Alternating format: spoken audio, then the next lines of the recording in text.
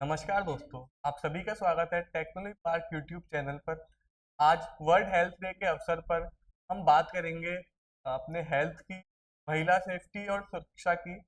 हमारे साथ मौजूद हैं शालू हेम्ब्रॉम मैम, जो कि दिशा फाउंडेशन से जुड़ी हुई हैं और इसके साथ अन्य नेशनल और इंटरनेशनल ऑर्गेनाइजेशन के साथ ही जुड़ी हुई है।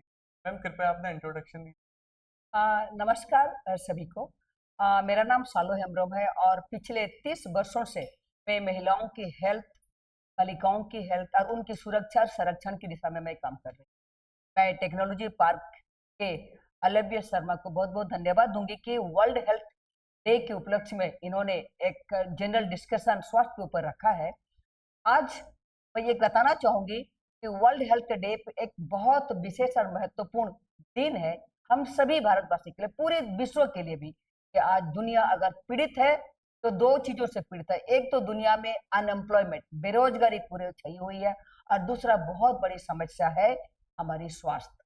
तो हमारी स्वास्थ्य दिन ब दिन घटते जा रहा है। हमारे स्वास्थ्य में इतने तरह के अलग अलग तरह की बीमारी आ गई है, और वो बीमारी में भी एक लाइफस्टाइल डिजीज सबसे बड़ा अहम है। आज हमारी दिनचर्या, रहन सहन, खान पीन से हम लोग सभी छोटी उम्र के बच्चों से लेके बड़े तक भी हम इस तरह से बीमार हो रहे हैं। और लाइफस्टाइल डिजीज में जो खान पान जो हो गया बच्चों का, इस तरह से खान पान हो गया कि बच्चे पौष्टिक आहार नहीं खा रहे हैं और बच्चों के पसंद और जंक फूड की ओर खा रहे हैं, जंक फूड के प्रति ज्यादा आकर्षित हो रहे हैं, जिसके कारण आज छोटे बच्चों में blood sugar, BP, cervical, immunity उनमें इतने घटते जा रहा है, जिसका एक चिंता की बात है। तो हमें एक बात करना चाहिए, आम एक डिस्कशन में माताओं को ज्यादा ध्यान देना होगा अपने परिवार में। जिस तरह से खान पान और खाना बना रही है, क्या दे रही है, उसमें कितने पौष्टिक आहार उसके अंदर है, और उस खाने से बच्चे को क्या जा रहा है, बच्चे को अंदर आहार में क्या उसको ग्रोथ बढ़ा रहा है, क्या उसके मेंटल हेल्थ सही हो रहा है, क्या उसके फिजिकल हेल्थ में परिवर्तन हो रहा है। इसके बारे में ज्यादा माताओं को ध्यान देनी चाहिए। यस जी, अगर मैं तो चाहूंगी आपके इंस्टीट्यूट में जितनी भी लड़कियां अलग कॉलेज के स्कूल गर्ल्स बेटियां हैं, न्यूट्रिशन के ऊपर भी एक जो क्लासेस आप लोग लेते हैं, तो न्यूट्रिशन के एक डेमो भी दिखाए जाए कि किस प्रकार के खान पान, किस प्रकार के खाना आहार में कितनी ग्राम, कितनी क्वांटिटी में माइक्रो न्यूट्रिएंट मिल रहा है, उसके प्रति बच्चे सजग रहे, सचेत रहे। तो हमारी जंक फूड से बच्चों हमारे तो उनका इच्छा खत्म होगा। जो स्वस्थता होती है, इसका मतलब सिर्फ हमारा बीमारियों से छुटकारा पाना नहीं है। जी नहीं। शारीरिक, मानसिक, भावनात्मक और बिल्कुल। सामाजिक संतुलन बनाए रखने के लिए भी बहुत जरूरी है। बहुत जरूरी। एक होता है कि कुछ बीमारी हमको हो जाती है, उसके बाद हम उसका ट्रीटमेंट करते हैं। लेकिन हम आज अपने इस प्लेटफॉर्म से ये संदेश देना चाहते हैं कि उन बीमारियों को पहले ही किस तरह से टैकल किया जाए। बिल्कुल। विशेष तौर पर महिलाओं से संबंधित जो बीमारी होती है, उस पर थोड़ा आप प्रकाश डालेंगी। और मैम, जो हमारी सरकार है उसके द्वारा कई सारे प्रोग्राम्स इस तरह के चलाए जा रहे हैं, आंगनवाड़ी हो गया और भी कई सारे प्रोग्राम्स हैं, तो उस पर आप थोड़ा प्रकाश डालिए।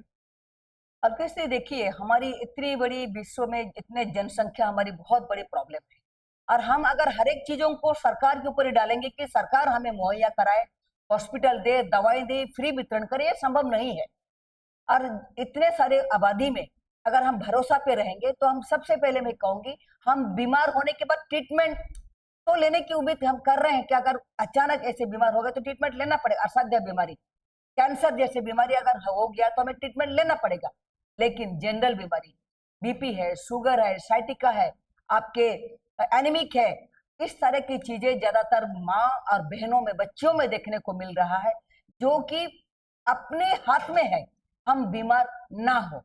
मैं कई सारे ऐसे अंतर्राष्ट्रीय स्वास्थ्य संगठन से मैं जुड़ी हुई हूँ कि मैं ये बात करती हूँ हमेशा हम बीमार ना हो। अब बीमार ना होने का 3 कारण है। हम सबसे पहले तो हमें हमारी तो जो पर डे हम क्या इतना एक्सरसाइज कर पाते हैं? हमें 5 किलोमीटर दौड़ एक स्वस्थ आदमी को करना चाहिए, क्या हम कर पा रहे हैं?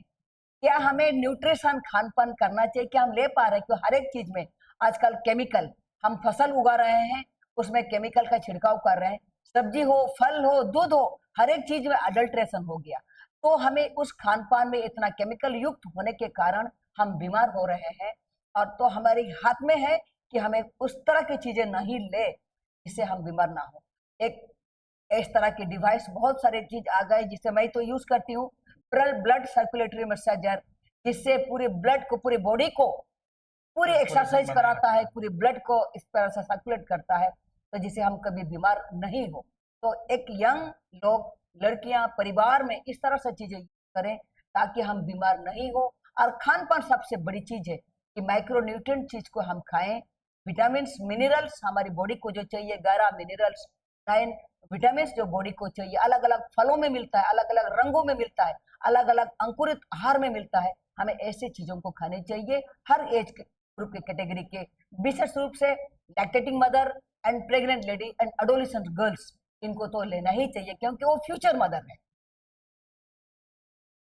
हमको अपनी जो नित्य एक्टिविटीज हैं, डेली दिनचर्या की चीजें हैं, इनमें ही बदलाव करना चाहिए, सुधार करना चाहिए, जिससे आने वाली बीमारियों को हम पहले ही रेडिकेट कर दें। बिल्कुल बिल्कुल अल्केश जी।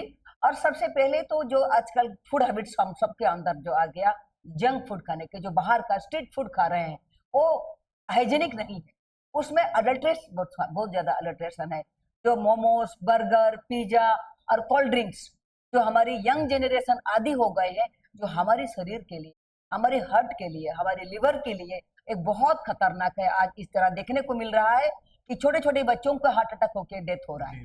यंग एज के लड़के, 30 साल, 35 साल, 40 साल के लोग सडनली हार्ट अटैक हो रहा है, जो हॉस्पिटल तक पहुंच नहीं पा रहे। अगर हमारी खान पान, हमारे दिनचर्या, हमारी चीजों को अगर हम बदल लेंगे तो हमें इस तरह से बीमारी से हम दूर रहेंगे और स्वस्थ रहेंगे, और स्वस्थ समाज का गठन करने में देश को भी एक भागीदारी बनेंगे, देश का विकास में हमारी भागीदारी बनेंगे।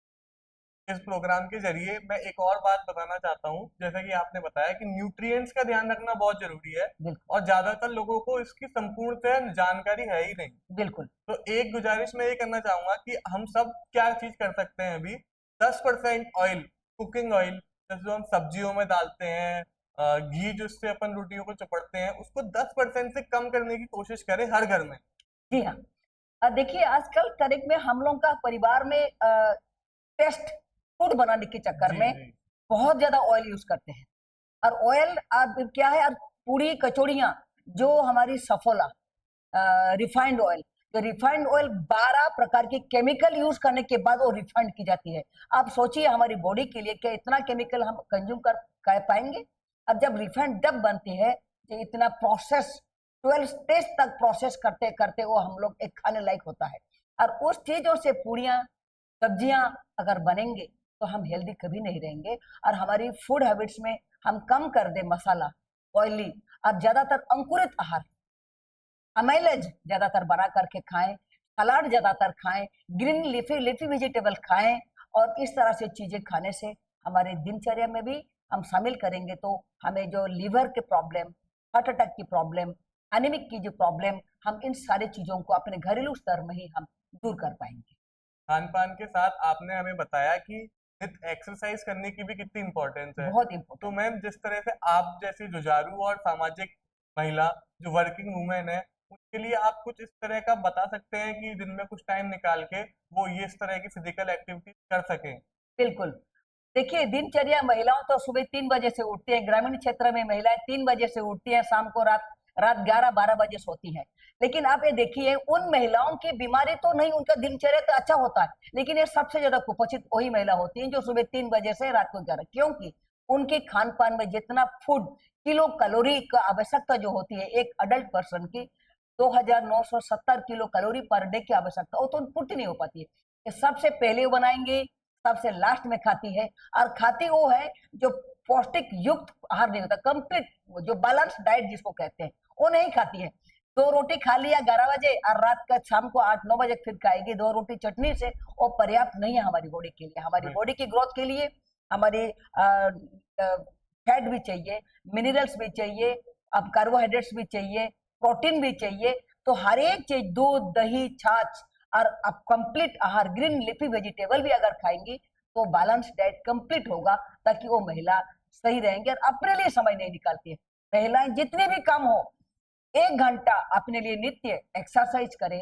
अगर अपने घर में मशीन है तो वो यूज करें, ताकि ब्लड सर्कुलेटरी मशीन के माध्यम से स्वस्थ रहे, पूरे परिवार को स्वस्थ रखे। मैं यही सजेशन देती हूँ सभी परिवार को, ताकि घर अगर स्वस्थ रहेगा पूरा परिवार, तो हम समाज को भी हेल्दी सोसाइटी, हेल्दी बनाने में हम देश को योगदान दे ये सकते बात हैं। आपने बहुत अच्छी कही कि एक महिला जो होती है वो अपने परिवार के लिए ही करते करते रह जाती है, बिल्कुल लेकिन अपना स्वास्थ्य का ध्यान रखना बिल्कुल कोई नहीं स्वार्थ नहीं होता। जी, एक स्वस्थ महिला स्वस्थ परिवार की चाबी है, बल्कि एक स्वस्थ पीढ़ी की भी पीढ़ी चाबी की है। भी बिल्कुल। तो अलकेश शर्मा जी, आपने बिल्कुल अच्छी बात कहा कि हेल्दी मदर, हेल्थ वो शुरुआत होती है एक एडोलेसेंस गर्ल से। जिस समय वो किशोर अवस्था में है, वो बड़ी होगी, फ्यूचर मदर है, कल वो माँ बनेगी। अगर एक माँ एक हेल्दी रहेंगी तो हेल्दी शिशु का जन्म होगा, और हेल्दी शिशु और माँ इस देश की वजन ना बने, और सारे चीज देश में विकास करेंगे। और हेल्दी बच्चा अगर हमारी समाज में पैदा होगा तो कई सारे रिसर्च करेगा, विकास करेगा, बहुत अच्छा नौकरी करेगा, और देश को आगे बढ़ाने में मदद करेगा। तो इसीलिए हेल्दी बेबी, हेल्दी माँ का इस देश में, इस समाज को सबको जरूरत सबको जरूरत। है। बिल्कुल, थैंक यू, आपने धन्यवाद। मुझे बुलाया इस मंच पर। Thank you so much. आपने अपना समय दिया, इस तरह की बातें हमको बताई जिससे हम खुद भी हो सके और समाज को भी जागरूक कर सकें। जो आपने बातें बताई तो मैं अपनी लाइफ में भी अपनाऊंगा और कोशिश करूंगा मेरे परिवार में भी इन चीजों का ध्यान रखा जाए। बिल्कुल माता बहनों को एक्सरसाइज की जरूरत है, बिल्कुल अच्छे न्यूट्रिशन की जरूरत है। बिल्कुल। धन्यवाद करना चाहूंगा मैं आपका, आप आपको हमारे थैंक यू बीच में पधारे। जी, थैंक यू, आपने मुझे बुलाया इसके लिए। Thank you so much.